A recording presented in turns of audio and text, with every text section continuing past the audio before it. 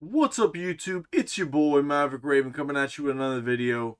And for those that don't know, yesterday season 4 for Diablo came out, and I had uninstalled the game, dude. But they promised that they were listening. Blizzard promised that they were listening to fans now. So me and my boy, we started it again yesterday at around 1 p.m., 2 p.m., something like that, because that's when they released it.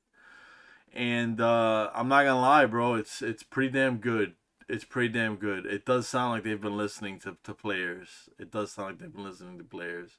So I got an article here from PC Gamer titled "Diablo 4 is finally the phenomenal action RPG I wanted it to be. Season 4 reboot, Loot Reborn, uh, celebrates what Diablo is all about."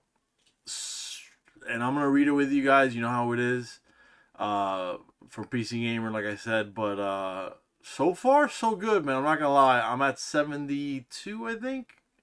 I'm on 72, 73. And obviously, I'm not at end game just yet. But so far, it's been a lot of fun, man. The Hell Tides running, around the clock are awesome. I think it's a lot of fun. I think if it's there for you guys, it's just one extra thing, and it's awesome because it's something that you can use for the people like me that don't mind grinding. I'll grind all day, dude, if it's a good game and it's got a good battle system. But anyways, let's get to it, guys. But before we get into it, if you wouldn't mind, please shop. Sub, comment, subscribe. You know how it is by now, you guys. All that social media stuff. If you wouldn't mind doing it, join the flock. The air's for everyone, y'all. All right, and then it says you're not supposed to defeat a boss 20 levels higher than you in most RPGs, let alone Diablo 4. I just did alongside an army of skeletons, and its most pivotal season yet. Oh, that's what I'm playing too. It wasn't particularly hard to pull off, but it would have taken a game-breaking exploit to do a year ago. Diablo 4 Season 4 and its massive list of permanent changes to the game has finally made it into the action RPG I'd always hoped it would be. It's gotten pretty good, man. It's gotten pretty good. There are 10,000 lines of patch notes to read if you want, but the gist of the update is that every class is exponentially more flexible than they were before. Necromancers have long suffered a life with skeletal minions who fall apart as soon as you enter a room. Now they're effectively wearing the same armor as you are, which has made them so powerful that I've pulled a speedrunner move and sequence broke the normal route through the game. The Diablo 4 released a little under a year ago wouldn't have allowed that to happen.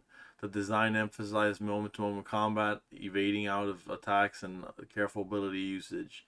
Loot was weighed down by a number of stats that didn't mean anything and were unintuitive to build a character around.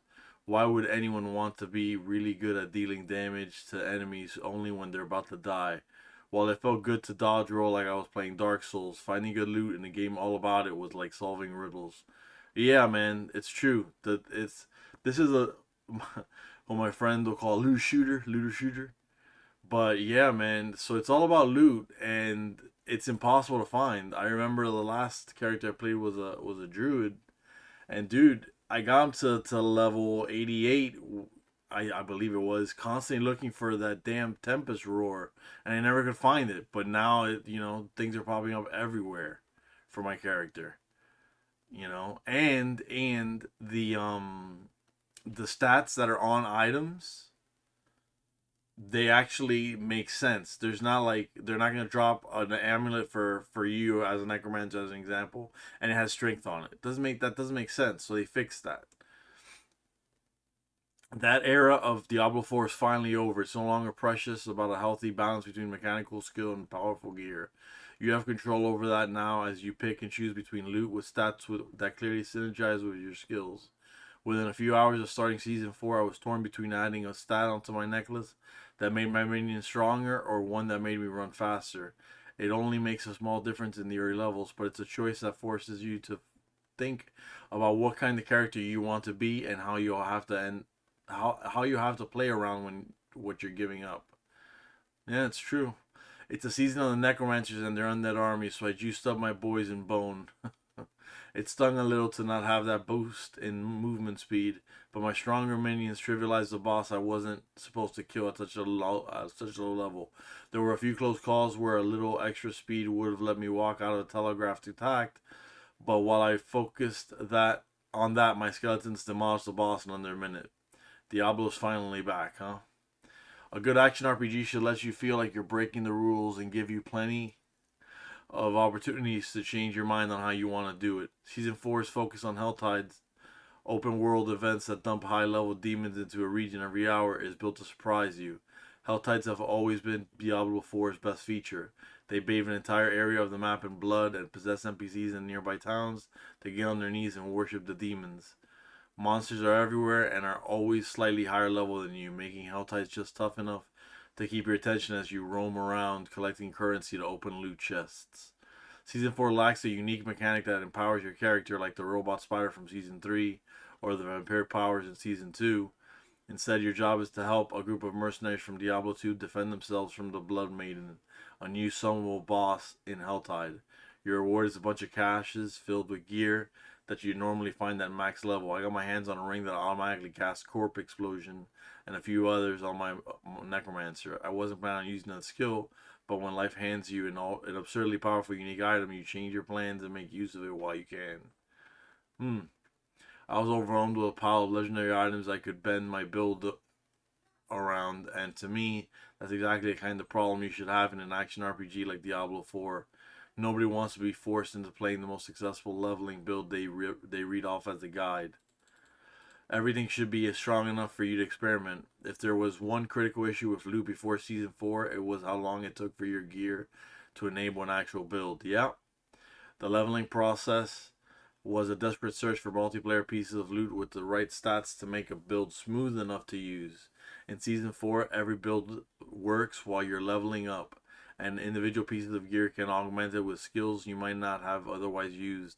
You no longer have to worry if your favorite skill is good. It's all good, and you get to decide how it's good. It's true. It's true. It's true.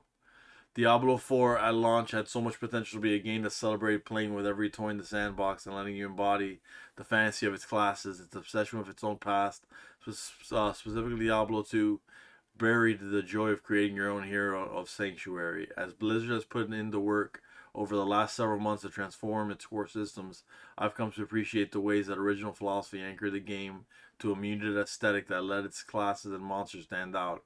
Before the game loosened up, it was hard to notice how sorcerer lightning skills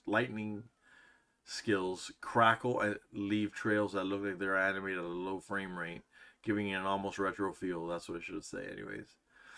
Or how barbarians send out waves of heat like they're going to combust into a rage in any moment.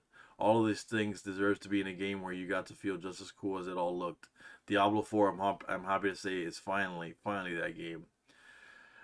I'm gonna give Blizzard their flowers. I hope they don't mess it up later. But yeah, I'm leaving this article there, and so you guys, comment on it. I always try to read all your comments, guys. I don't always read. I don't always get to them, but I always read all your comments. So make sure to leave some. And yeah, man, I'll see you in the next video. Stay safe and stay based.